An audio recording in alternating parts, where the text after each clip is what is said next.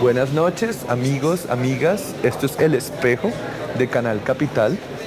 Desde aquí, desde las mesas de trabajo de nuestra sala de redacción, tengo el placer de presentarles el programa de hoy, que contiene a 3 de los invitados del 9º Festival de Cortometrajes y Escuelas de Cine El Espejo, que es un festival de cortometrajes que hacemos con el apoyo del Ministerio de Cultura, de la Alcaldía Mayor de Bogotá y también con el apoyo de Canal Capital. El día de hoy vamos a tener a 3 de los invitados de este evento. El primero de ellos es el señor Jorge Ruffinelli, crítico e investigador de cine que nació en Uruguay, pero que vive en Estados Unidos desde hace 15 años, donde en la Universidad de Stanford maneja el Departamento de Cultura y de Literatura y de Cine Latinoamericano. Él tiene más de 22.000 películas, como lo va a decir aquí en la entrevista que sigue a continuación, específicamente de Latinoamérica. Es tal vez uno de los señores en el mundo que más sabe de cine latino.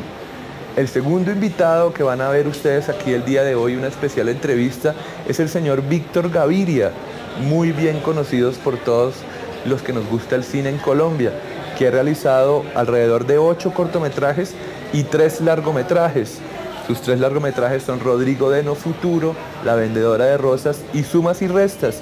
Él, junto con Jorge Ruffinelli, fueron jurados del Festival del Espejo y comparten aquí una tranquila y larga entrevista sobre el cine, sobre los festivales de cine y sobre el movimiento de cortometrajes de Colombia.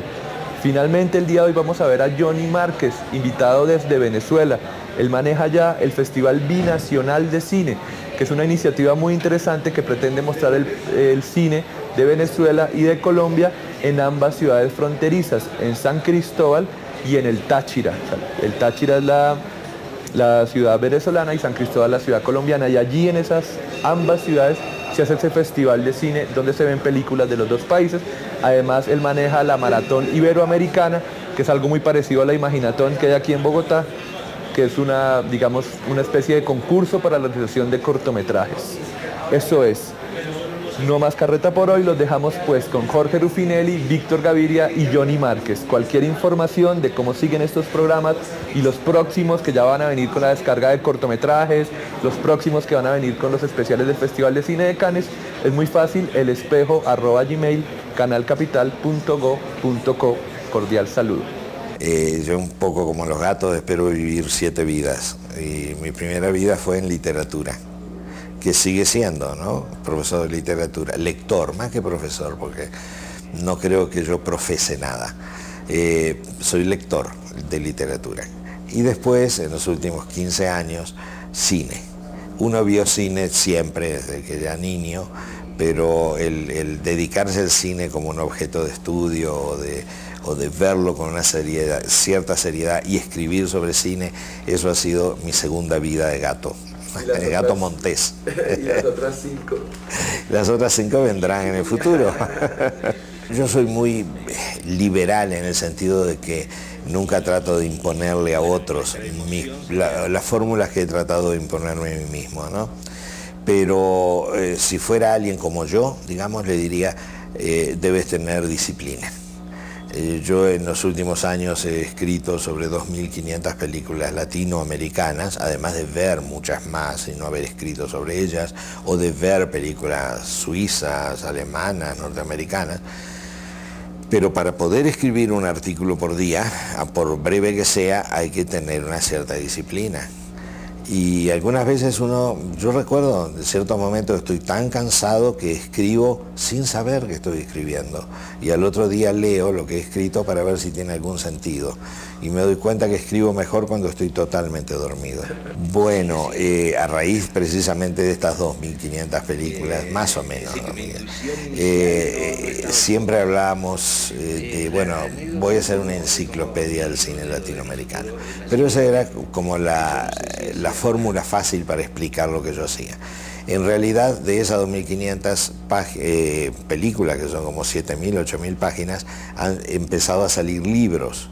Vuelvo a ver las películas, me concentro en ellas, etc. Y entonces en los últimos años hice un libro sobre Patricio Guzmán, que tú conoces, sobre Víctor Gaviria, también libro que tú conoces y que salió publicado en España y luego exactamente facsimilarmente en México, y espero también que se publique en Colombia. Y en fines del 2010 publiqué un libro que se titula América Latina en 130 películas. Son todas ficción y que vienen de los comienzos del cine latinoamericano hasta 2010, fines de 2010. Y acabo de entregar a la misma editorial en Chile, editorial UCBAR, un volumen que sería paralelo, que es América Latina en 150 documentales, entre los cuales hay varios documentales colombianos, no me preguntes cuáles, porque todavía estamos equilibrando algunos.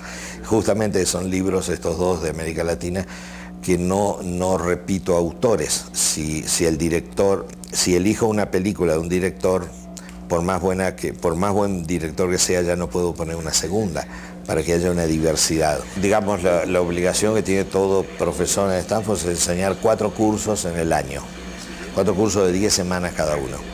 Y entonces yo me equilibro, doy 2 cursos sobre cine latinoamericano y 2 cursos sobre literatura. Trato de buscar el equilibrio. Acabo de terminar un curso sobre Luis Buñuel, pero el Buñuel de México, ¿no? y con 2 películas de España. No me metí con el Buñuel de las películas francesas, que me gustan mucho, pero quise hacer una unidad, ¿no?, con Buñuel. Ese es un ejemplo. El curso que acabo de terminar será sobre el Buñuel. Otro que daré pronto será sobre nuevos novelistas latinoamericanos. Entonces es equilibrio, literatura con cine. El gran problema que tiene el cine latinoamericano frente a otras cinematografías y en los ojos de los europeos o norteamericanos o asiáticos o en los ojos de los africanos, es que todos están buscando siempre el exotismo latinoamericano. Y eso es muy duro, porque siempre están buscando la selva, la violencia. Y la tenemos la selva y tenemos la violencia en América Latina. Pero hay muchas veces temas personales, psicológicos, urbanos, porque América Latina es urbana, mucho más que rural, y que no es aceptado por los franceses porque dicen, ya tenemos estos temas en nuestra cinematografía. Yo creo que es necesario que abran los ojos los europeos. Los latinoamericanos, el problema es que los ojos los tenemos siempre abiertos, pero películas colombianas no se ven en Venezuela o en Argentina, argentinas no se ven en México, mexicanas no se ven en Uruguay. Ahí es otro problema, tenemos los ojos abiertos pero no podemos verlas. Yo creo que lo estamos viendo más, aunque no sea la forma suficiente, porque en los últimos 15 años, vamos a decir, se han multiplicado los festivales. Bueno, tú mismo diriges un festival y sabes lo que es eso, que durante unos pocos días, de una semana, no llega a ser una semana entera, se ven numerosísima cantidad de cortometrajes y de largometrajes, como se ha visto películas de San Ginés, de Víctor Gaviria, ¿no? El reestreno de Rodrigo Deno Futuro con una copia maravillosa, restaurada. Entonces, festivales como el tuyo y otros muy diferentes nos permiten, porque se han multiplicado, nos permiten la oportunidad en todos los países latinoamericanos de ver mucho más cine de los países, no solo limítrofes, sino de países muy lejanos. Y la ventaja de que todo sea digitalizado. Entonces ya no es necesario que tú traigas una copia de 35 milímetros cuyo traslado puede costar $1000, sino que viene el director con sus DVDs, que cada vez, o Blu-rays, que cada vez tienen una mejor calidad de imagen y sonido, y estamos viendo cine latinoamericano, gracias a ti, gracias a otros festivales. Yo creo que los problemas de la pobreza para hacer cine se han convertido en una virtud de hacer cine. ¿Por qué digo? Bueno, sabemos que las películas de Víctor Gaviria emplean actores naturales, pero actores naturales ha habido desde el comienzo, no solo actores, escenografías naturales, ha habido desde el comienzo del cine. Porque mientras en Hollywood y en algunos estudios argentinos y brasileños y mexicanos, que eran los 3 países con industria y que tenían estudios y podían filmar una selva en un jardín botánico o hacer una escenografía de una fábrica en un salón, en general el cine latinoamericano ha tenido que salir a la calle y se ha hecho documental, porque ahí se han filmado las calles de Bogotá y las calles de Buenos Aires y de Montevideo y de Santiago de Chile o de pueblitos pequeños sin escenografía. La escenografía la da la realidad, de modo que yo creo que todo el cine de ficción latinoamericano es en gran parte documental.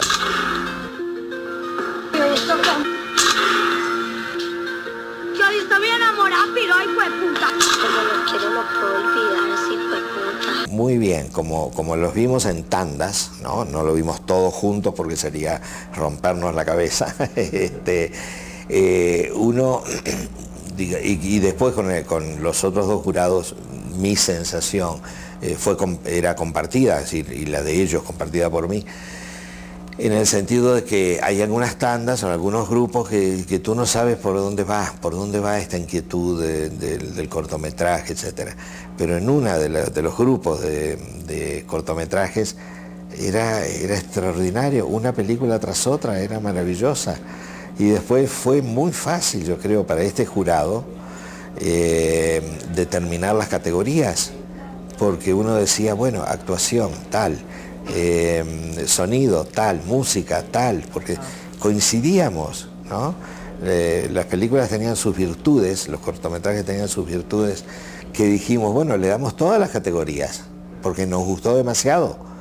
Pero no, hay que saber que otros cortometrajes, documentales o ficción, tienen también sus virtudes, y entonces resolvimos, no salomónicamente, no de repartir, porque eso no estaba en nuestra psicología, sino de reconocer que hay calidades de fotografía, calidades de representación de un mundo que a veces no se ve todos los días, ¿no? Hay algunos cortometrajes que nos descubrieron mundos que no conocíamos. Una vez que uno entrega los originales del libro, como fue el de 150 documentales, me siento un poco más aliviado, pero no, ya me persiguen otros compromisos. Tengo que terminar un libro sobre Solanas, el documentalista argentino que hizo también ficción, tangos al exilio de Gardel, Sur.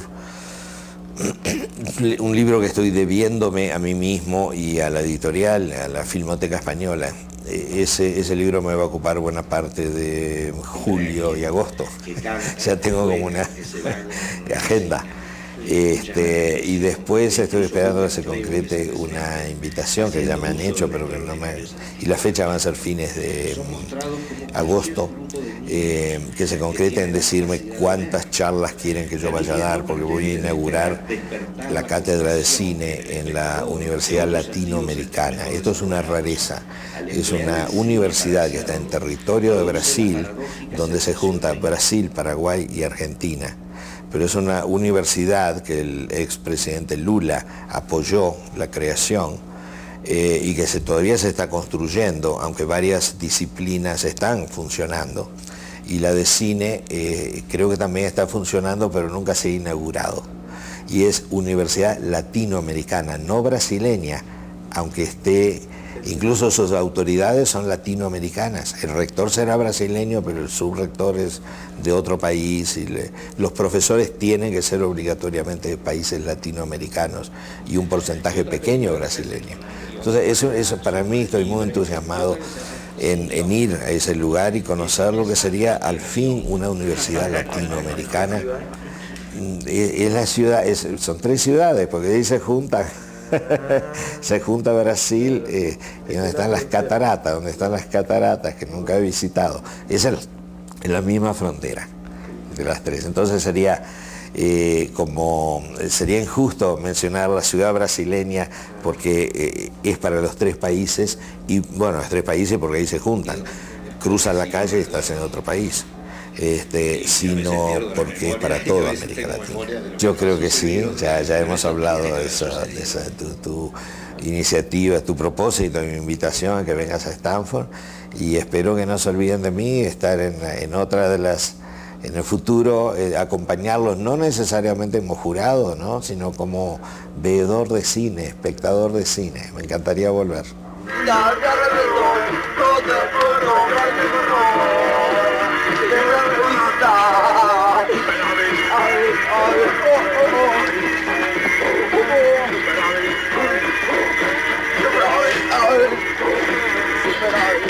Casi siempre digo que soy periodista porque me dieron un grado en la Universidad de Antioquia de periodista, y entonces me parece que no miento mucho tampoco.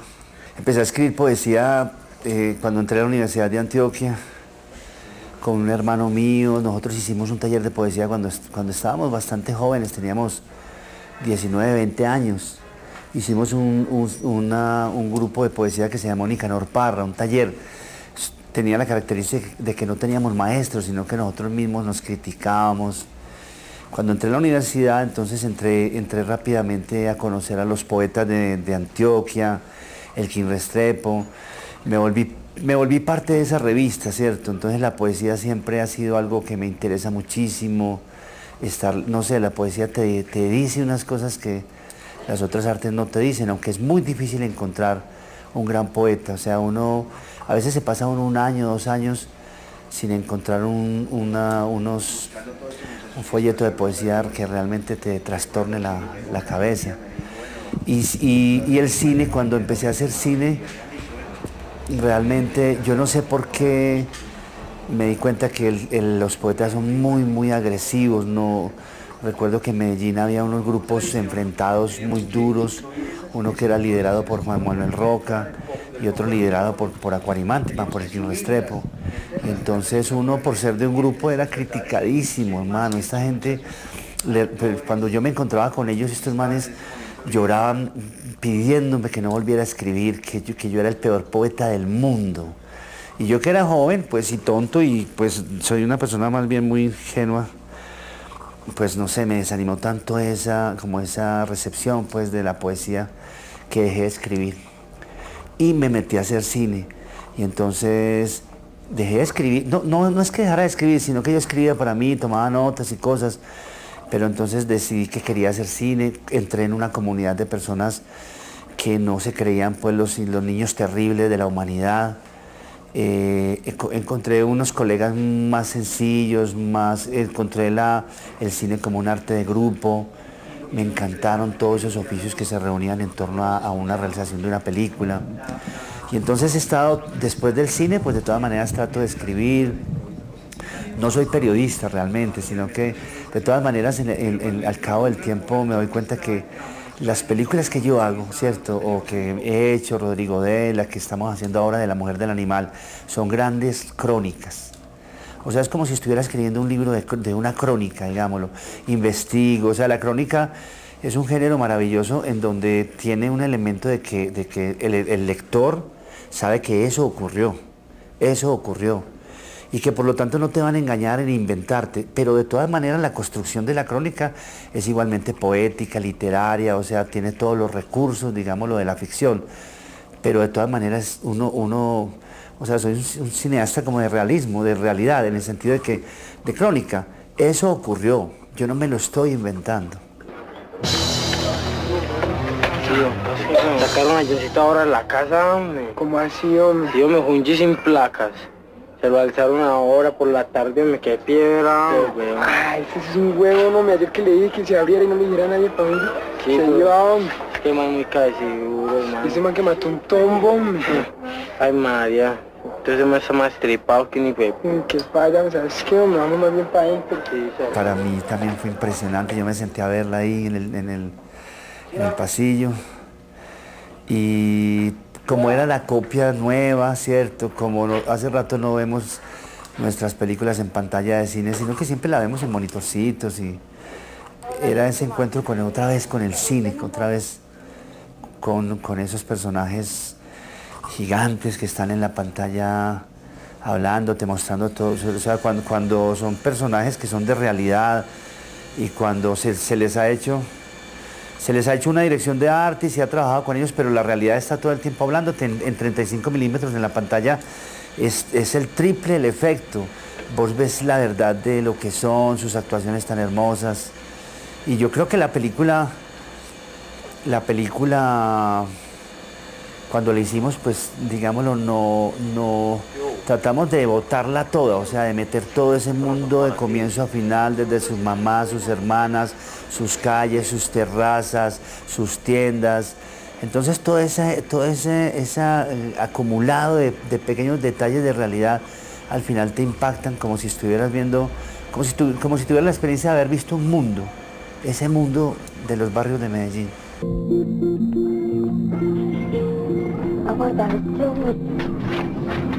Ahora que me acuerdo, yo tengo una arterita que me chequeó. Que vaya corriendo, Judy, que la está esperando. ¿Dónde? En la cual. Pues hombre, me parece ideal porque ella es una niña, digámoslo, la verdad es que ha sido perseguida por las, ¿cómo se llama? El IMPEC, ¿cierto? O sea, no lo digo yo pues como institución del IMPEC, porque el IMPEC pues como institución a lo mejor ni exista, ¿cierto? Existen unos guardianes que les han montado, digámoslo, una estructura carcelaria totalmente punitiva, ¿cierto? Y la cárcel nueva, la cárcel nueva de Medellín es una cárcel como americana, punitiva totalmente, donde te ponen esposas, donde te ponen un uniforme muchas veces para salir. Y Lady Tavares nunca le han perdonado que esa niña tan ignorante y tan pequeñita, nacida pues en Niquitao, nunca le han perdonado que hubiera mostrado su carita en los periódicos y que la gente se hubiera emocionado con ella en una película. Nunca le han perdonado que hubiera tenido la oportunidad de ser una actriz. Entonces todo el tiempo la castigan por eso. Le dicen que no coma más, de que ella no es la vendedora de rosas, usted aquí es una persona más, usted aquí, y ella dice, por favor, olviden que yo soy la vendedora de rosas, no me persigan tanto.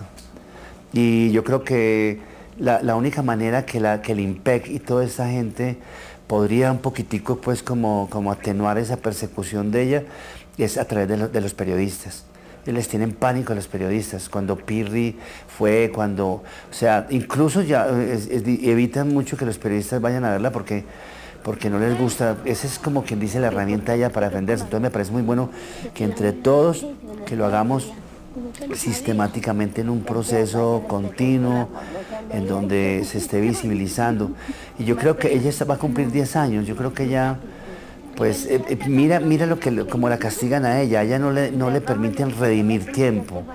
Tú sabes que cuando tú cumples cumples 26 años o te condenan a 26 años, pues esos 26 se reducen a la mitad, en la medida porque tú vas a redimir por buena conducta, que a ella no se la permiten tener buena porque la acusan de todo y la persiguen de todo, la provocan, entonces todo el tiempo está ella chocando contra ellos.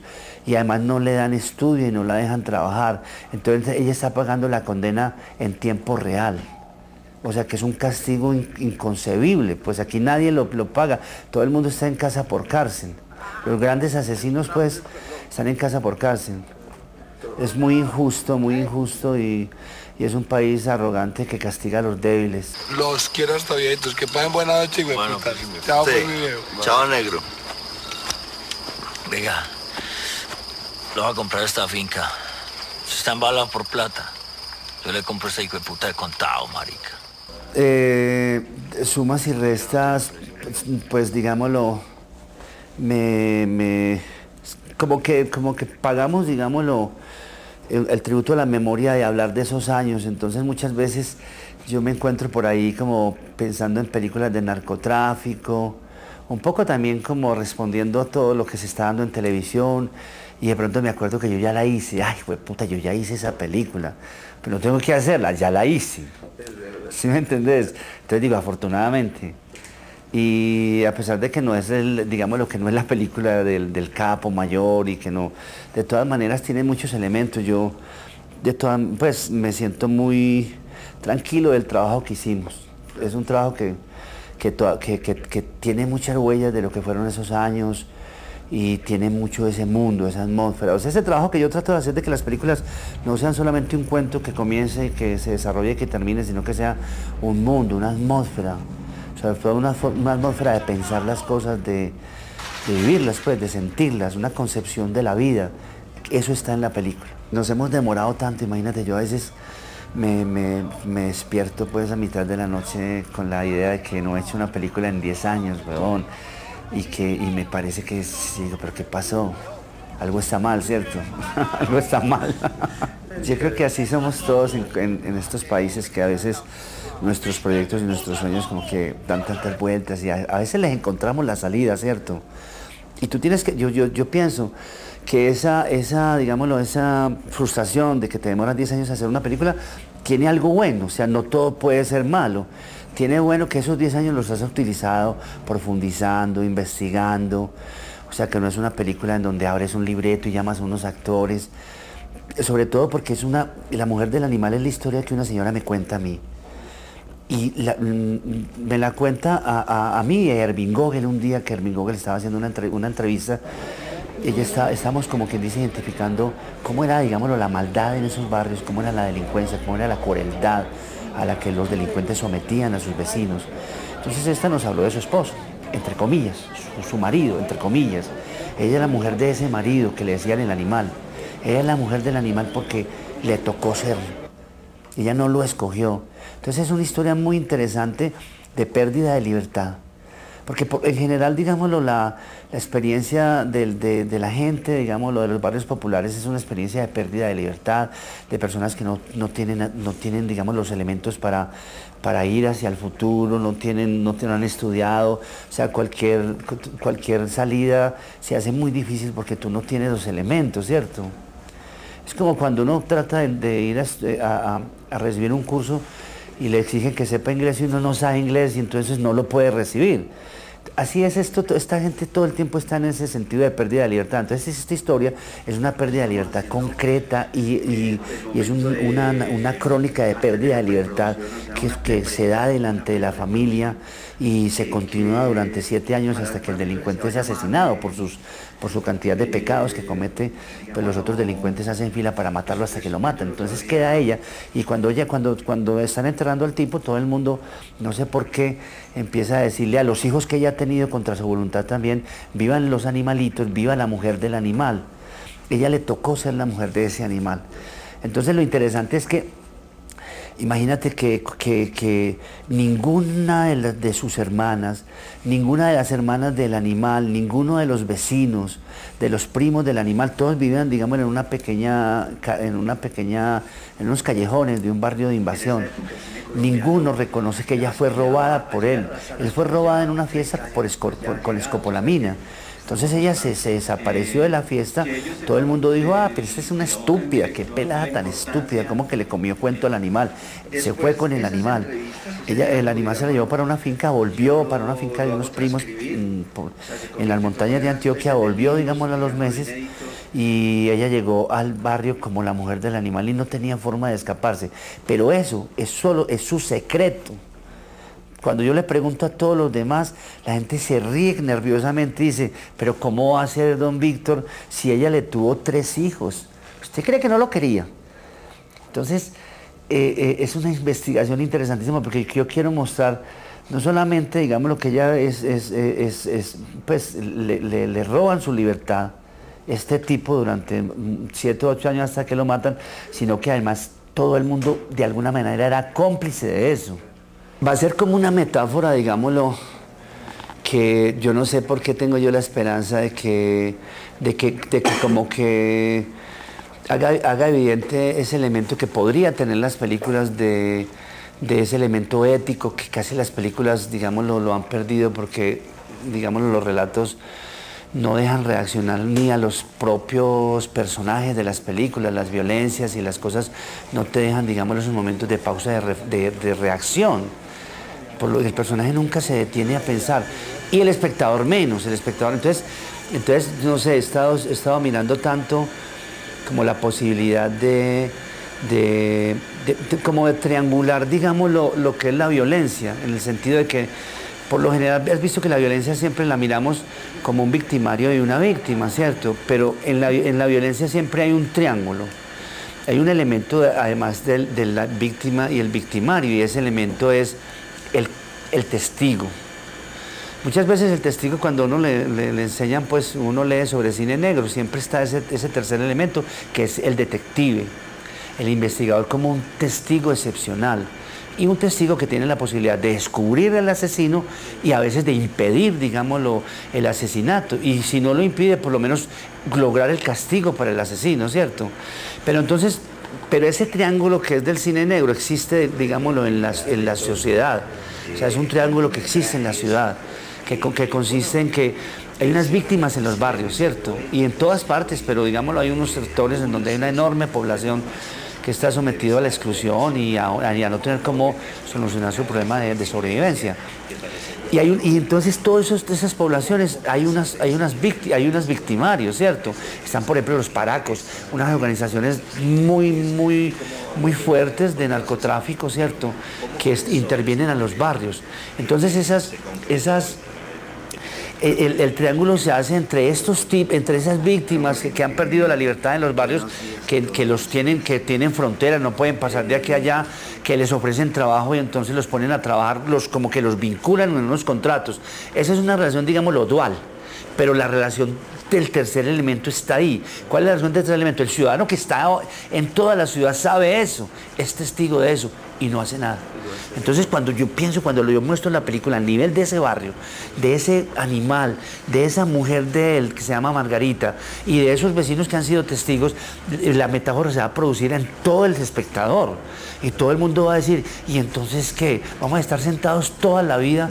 Esa es la dimensión de ciudadano al que hemos llegado y hemos construido, un ciudadano que es como un niño de brazos, que solamente está mamando el bienestar y no interviene en nada y para nada sirve. No, el testigo existe, todos somos testigos de eso. Irresponsables, por lo tanto. Y entonces, de pronto la gente, como que volvemos a revivir esa dimensión de la responsabilidad moral y ética. O sea, todos somos responsables de todos, como se dice. Esa es la verdad, por muy ignorante. Y nuestra ignorancia y nuestra pereza y nuestra desidia y nuestro egoísmo no nos eximen de esa responsabilidad. El festival veo que tiene un público ya que lo sigue y que es un público que recibe unas cosas muy buenas que si no fuera por el festival no las encontraría. Por ejemplo, todo el legado de San Ginés. Imagínate ver esas películas que han caído últimamente, digámoslo, o sea, están dormidas en los libros de la historia del cine latinoamericano, como parte de ese momento del nuevo cine latinoamericano, en donde como que se ha archivado eso allí, pero esas películas están vivas, son unas películas que son intemporales, son importantísimas en este momento, no solamente por la confrontación con la realidad que hacen como películas, sino también por su calidad, digámoslo, de lenguaje, por su arte maravilloso. Como que bueno volver a rescatar a ese personaje de San Ginés. Es un hombre de una altura extraordinaria, pues como persona, como artista. Y los cortos, pues lo más hermoso ha sido encontrarnos con algunos cortos de los que son los ganadores, que son, el corto ganador es una joya de arte, es una joya de arte, o sea, es un corto documental que se llama Sinfonía de Mercado, tomando, digámoslo, como ese género, entre comillas, de las sinfonías de las ciudades, ¿cierto? Berlín, Sinfonía de una ciudad. Se han hecho algunas películas como recurriendo pues a esa metáfora de la sinfonía, y esta es una película corta, es una cosa maravillosa, mejor dicho, sobre Cora Bastos, en donde, te lo digo, que el ojo, digamos, los planos, la edición, el ritmo, la música, es una lección, o sea, es una obra de arte lo que premió el Espejo este año. El Festival de Cine Colombiano es una vitrina y es una pequeña joya también a la que nosotros le damos mucha importancia. No nos importa si la gente no le da importancia o no, y si dice, hermano, pero ustedes para qué hacen tanto esfuerzo para hablar de un cine colombiano, que es un cine, pues que es una pequeña islita en el gran cine mundial, ¿cierto? Sí. por favor, hagan algo, pues ustedes pues como que parecen pues como costumbristas, pues como que tomando chocolate y comiendo arepa, pues y leyendo a Carrasquilla, no, sino que el cine colombiano pues es un esfuerzo que todos estamos haciendo. Todos esos cineastas colombianos se han inspirado en el cine universal, ¿cierto? Solo que tienen digámoslo, la eventualidad de que quieren construir, digámoslo, unas imágenes de esa vida cotidiana que nos ha tocado, que es única en Colombia. Eso no es una única, porque la historia de cada país, digámoslo, es una pita enredada de una sola manera, y entonces muy bueno como celebrar también ese arte que nace, y además porque yo creo que el cine colombiano es ahora, digámoslo, la columna más importante de los 70 festivales que hay en Colombia. O sea, porque no es que nosotros amemos el cine mundial y estemos dando pues las películas de Lumière o el expresionismo alemán, sino que lo que nos hace hablar del cine mundial es el gozo de que ya por lo menos estamos haciendo un pequeño capítulo del cine que se llama el cine colombiano, que ya tiene una historia. Porque yo te digo, ¿qué es lo que muestran todos esos 70 festivales de Colombia? Pues muestran muchas cosas, pero siempre inevitablemente está la película colombiana, que es la que aglutina a la gente. Y el tema de este año de Santa Fe de Antioquia es lo que llamamos que la década prodigiosa, los años 70 del cine independiente americano. Con una independiente y también del cine Hollywood, porque había gente que, como Coppola o como Scorsese, Cassavetes, Altman, todos estos, Peckinpah, Pakula, todos son unos tipos que se caracterizan, primero que todo fue el cine que nosotros los que hacemos el festival en general, que somos gente pues ya adulta, vimos ese cine y no se nos olvida que era un cine, digámoslo, que no era comercial en el sentido, pero era un cine, digámoslo, de una forma siempre muy atrevida y sobre todo poniendo de presente, digámoslo, la rebeldía o la estrellada o el encuentro, digámoslo, de los personajes con unos sueños imposibles, que es el sueño, digámoslo, americano, y unos personajes que terminan siendo trágicos, más allá de ese sueño americano, ¿cierto? No, un saludo aquí al Espejo, al festival, a todos los que hacen ese festival tan maravilloso del Espejo, al Canal Capital que está detrás, y que espero que el año entrante nos volvamos a ver.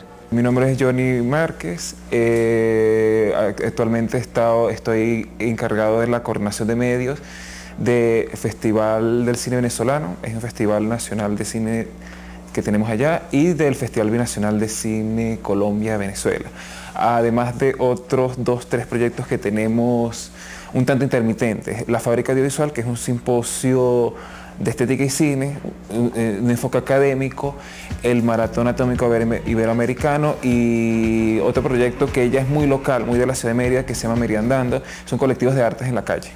Muy bien. El más antiguo es el Festival Nacional de Cine, se retomó, se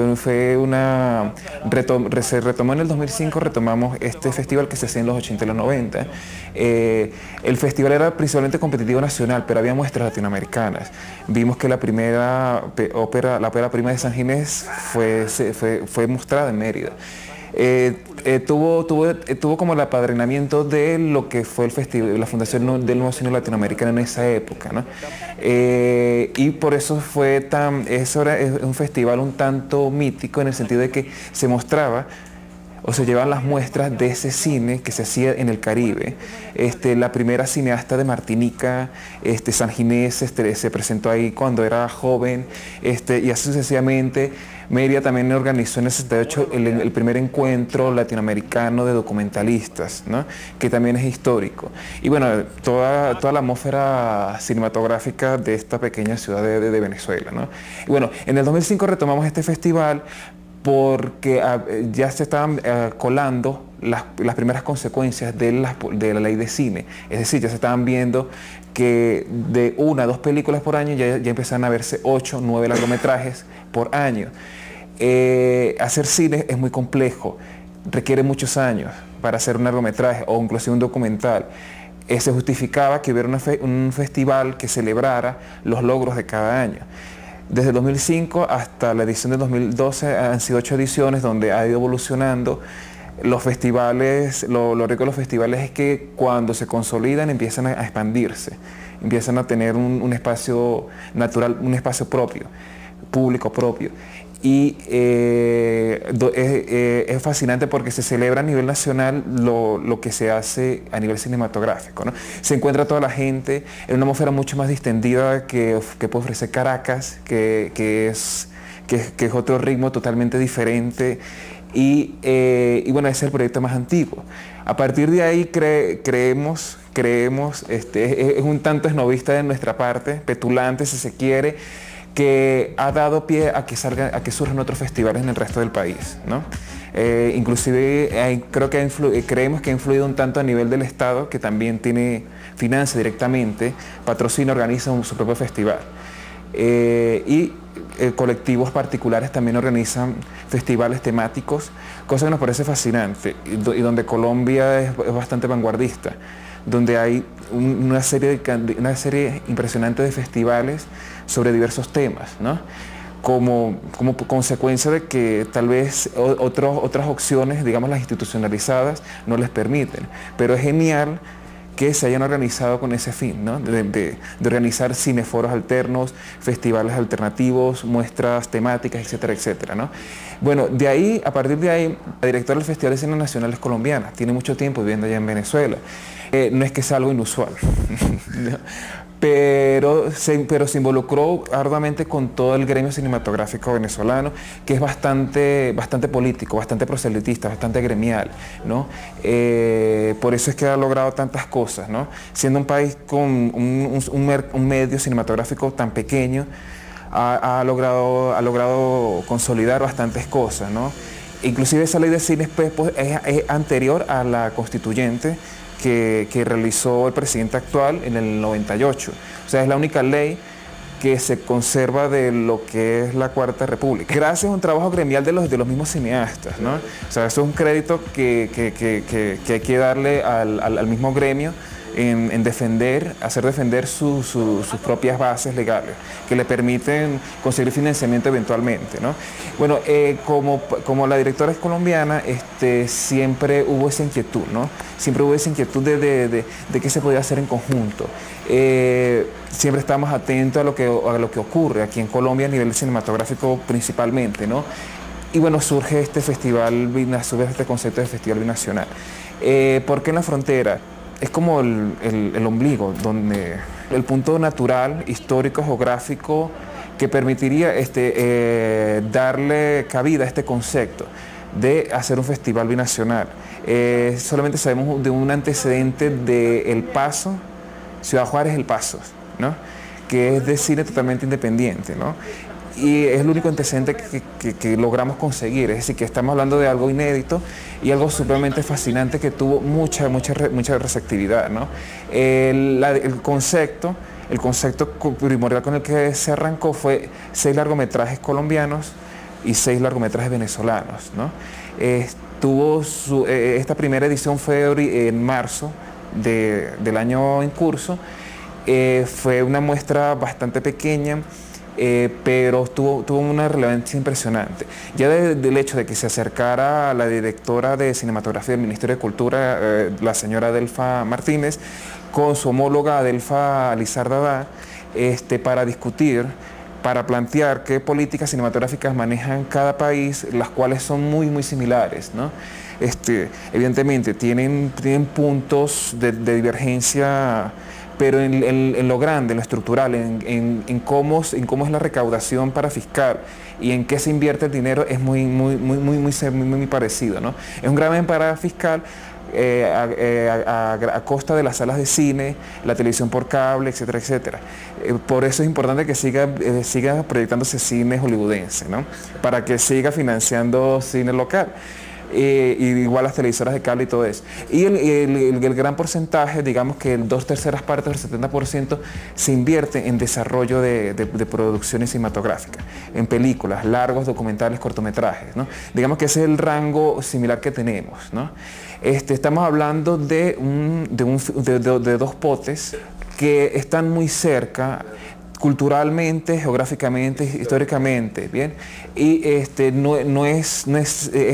se sabe que hay muchos técnicos colombianos que están trabajando allá, mucho talento, muchos artistas, actores, qué sé yo, que de Venezuela que están trabajando acá también. O sea, hay un intercambio natural a propósito de lo geográfico, de la idiosincrasia también muy similar.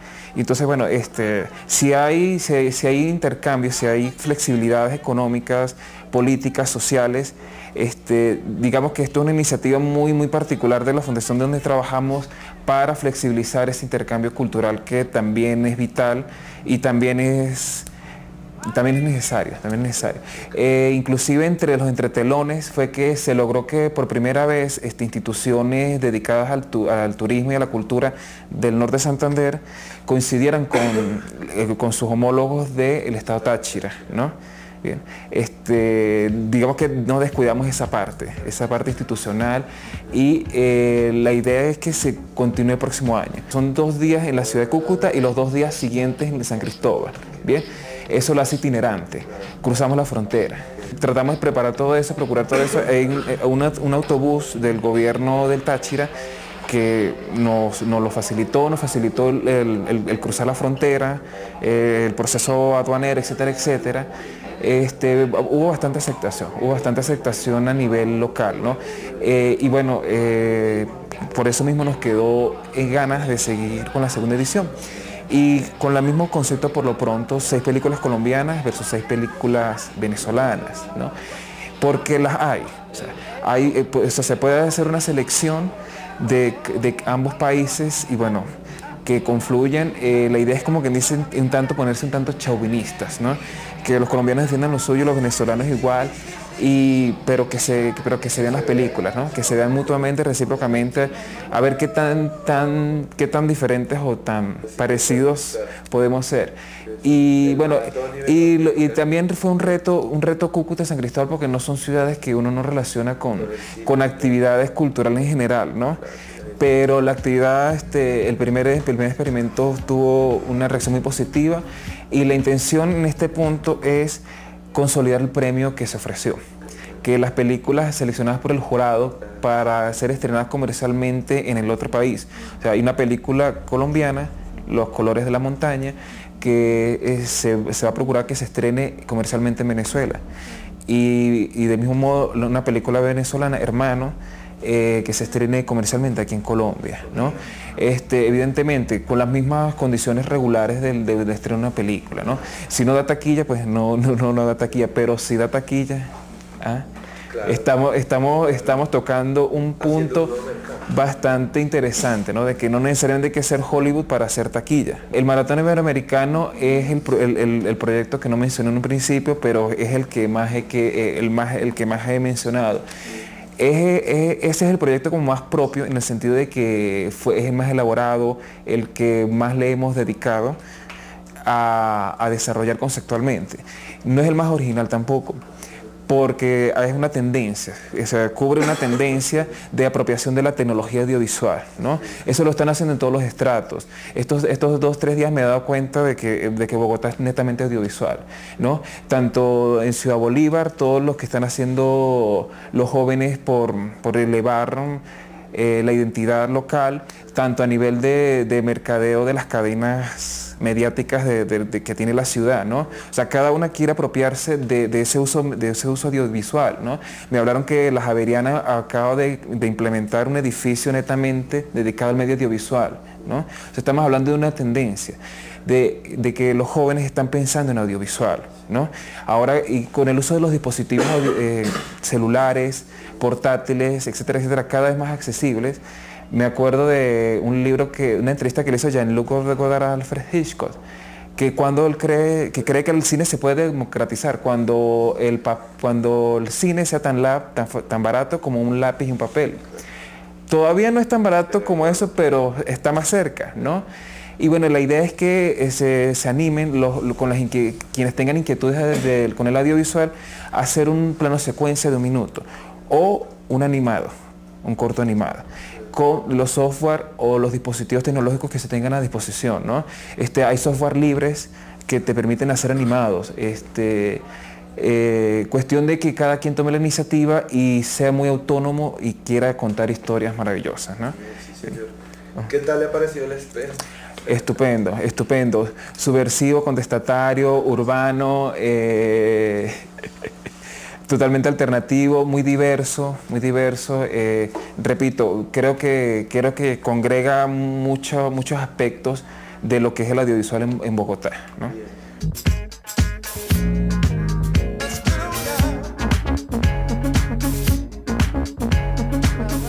Atómico nuclear 0007. Acción. ¡No!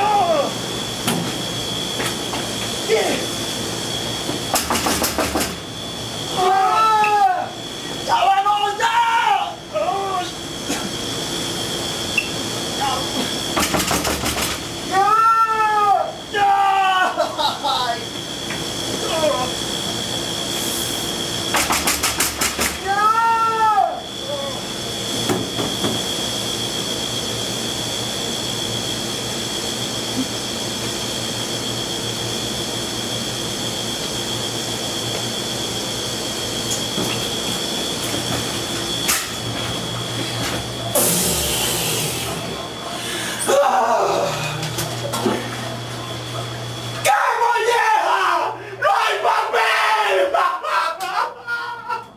El portal es www, le dicen acá, .fundearc, lo deletreo fundearc.org.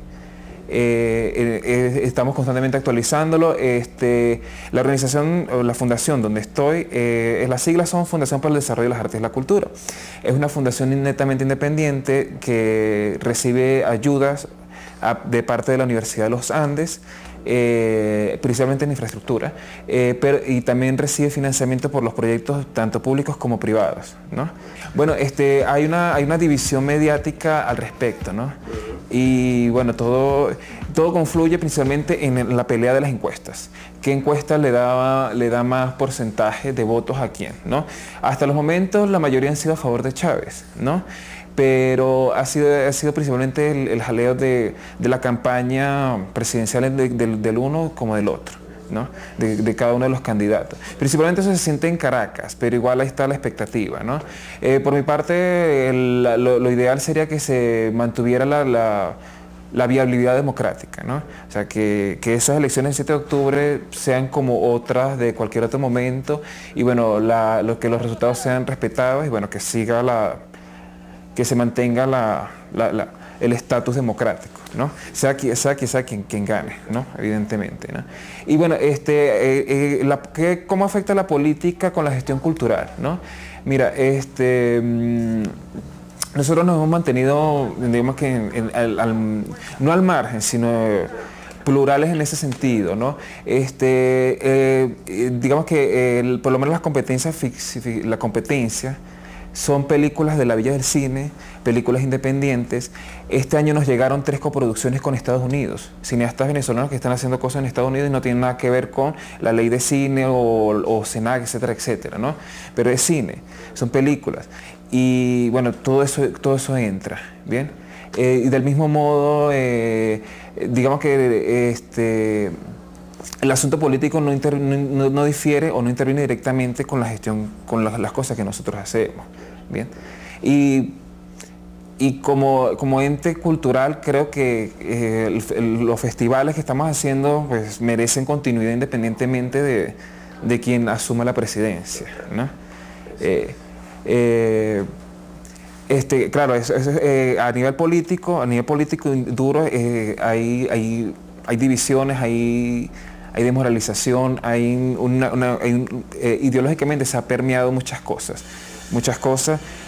Las instituciones gubernamentales culturales, pues, evidentemente tienen unos lineamientos que seguir, que no es que están muy bien, o sea, son enfoques comunitarios, darle prioridad a las regiones, ¿no?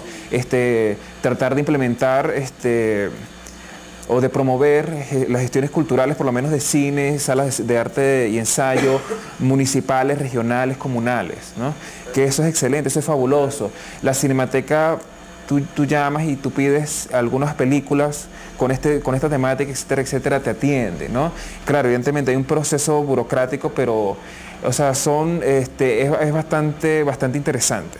Por lo menos cuando funciona, tiene un enfoque social que intenta darle relevancia a las zonas regionales, exactamente, a descentralizar todo lo que tenga que ver con la dinámica cinematográfica, ¿no? El SENAC intenta darle fuerza a lo que es fuera de Caracas. O sea, todos los procesos a través del SENAC no tienes que ir a Caracas puedes hacerlo por correo electrónico y llamando, ¿no? O sea, digamos que independientemente del entorno burocrático intenta hacer una gestión acorde, exactamente, ¿no? Y si ya se está hablando de 10, 12, 13 películas, largometrajes de ficción por año, es que se está aplicando, o sea, de manera, o sea, se está aplicando, tal vez no a la perfección, pero se está aplicando todos los mecanismos que implica la ley de cine y toda la plataforma del audiovisual, ¿no? Y en la Villa del Cine está haciendo películas maravillosas, ¿no? Lo que pasa es que apela a mecanismos de distribución alternativos, ¿no?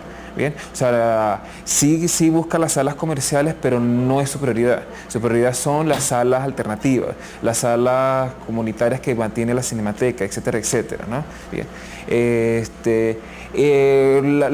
lo que sí estamos crudos todavía es en festivales internacionales, ¿no?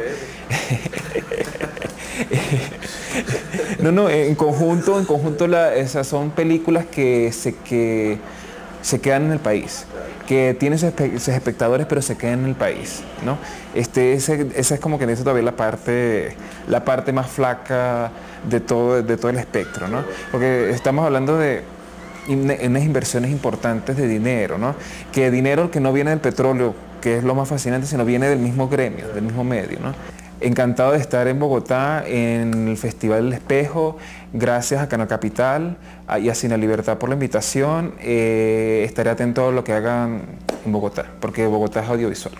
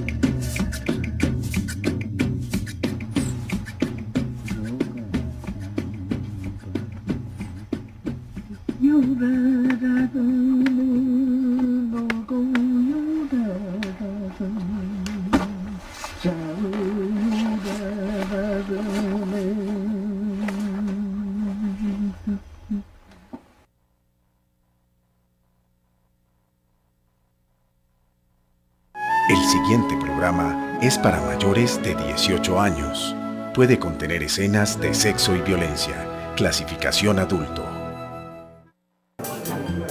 Defensa Civil y Cruz Roja Internacional rescataron cadáveres de los 2 tripulantes del Tucano, uno de los cuales fue entregado por la guerrilla. Autoridades investigan si las FARC derribaron el avión. Ruth Estela Correa, nueva ministra de Justicia, anuncia que recompondrá relaciones con las altas cortes y el Congreso.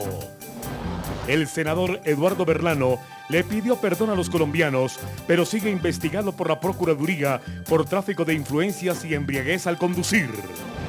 Abogada Mónica Roa se siente